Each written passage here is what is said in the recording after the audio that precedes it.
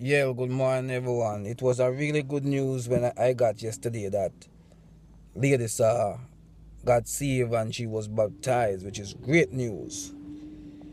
I read all the comments, but the one that got me is when somebody declares that Lady is still gonna be sinning because she is gonna be breaking the commandments because she would be going to church on Sunday instead of Saturday. Now I want to address that issue because some people cannot be happy for anybody at all. As long as it's not their way, it got to be the highway. Now, first of all, with the Sabbath thing and that thing, and the law thing and whatever, I want everybody to know that the first man who got the commandment break them, which was Moses. As soon as he came down off of the mountain and he saw what Israel was doing, he mashed up all of the commandment them. He is the first man who get them and him literally break every one of them. Israel had so much trouble keeping the commandment that God had to send Jesus Christ to fulfill all the law in himself. In fact, Jesus himself said, I don't come to destroy the law, I come to fulfill. The word fulfill means to done away with and to put away with. Because he has accomplished all righteousness.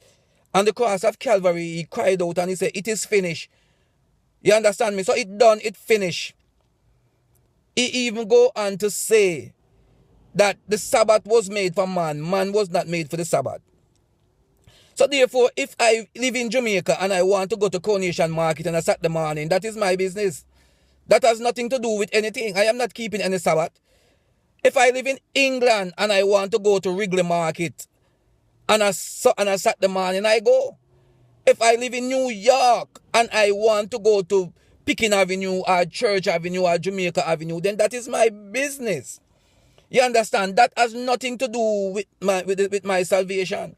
Because the Sabbath was made for man, not man for the Sabbath. And the next thing again, we don't need to stop open people mail. Because the letter was not written to you. When God gave the commandment to Moses, he addressed the letter to a specific people. He said, I am the Lord thy God that brought thee out of the house of Israel and out of the house of bondage. My question to all of you who run up and down like somebody put fire in your tail. When were you ever in Egypt?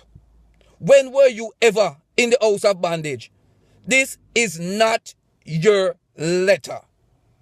In fact, the Bible said that the law and the prophet came through Moses, but grace and truth came through Jesus Christ. The law was your schoolmaster to bring you to Christ. When you go to school, and you get something, a trade or a profession in your head. When you graduate, you don't still continue to go to school. You went on into your profession to make a living. So the law brought us to Jesus Christ.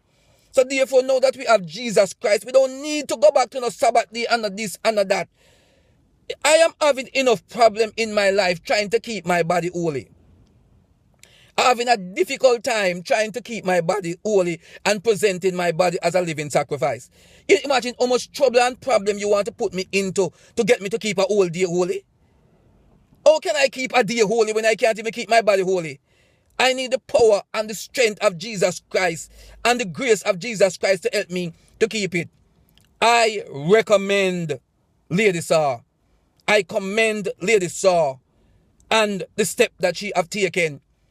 And my prayers is with her, that she had the courage and she had the strength to walk over to Emmanuel Apostolic Church and was buried in the name of Jesus. I am so happy for Lady Saw, and heaven is happy for Lady Saw. So those of you who cannot be happy, who cannot sing and shout and having problems about who going to church on Saturday and who going to church on Sunday, you need to get the thing right and read the letter right. It is not your letter. It was never ever addressed to you. So get the thing right. Congratulations, Lady Sir, and keep up the good work.